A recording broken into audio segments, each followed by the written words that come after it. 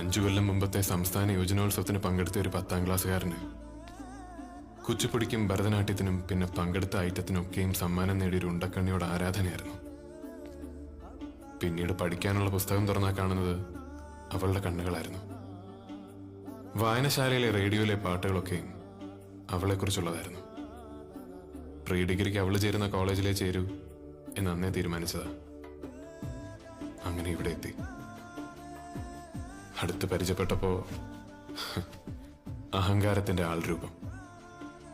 അടുക്കാതിരിക്കുന്നതാണ് നല്ലതെന്ന് തോന്നി വെറുക്കാനുള്ള കാരണങ്ങളുണ്ടാക്കി. പകല് മുഴുവൻ വെറുത്ത് രാത്രി ഉറങ്ങാൻ കിടക്കുമ്പോൾ അവൻ അവളോട് ഇപ്പോഴും ഇഷ്ടമാണ് എന്നാ കണ്ണുകൾ ഓർമ്മിപ്പിച്ചു. പ്രസംഗ മത്സര വേദിയിൽ കയ്യടി നേടിയ പൊടിമീശക്കാരനെ അവളും ശ്രദ്ധിച്ചിരുന്നു.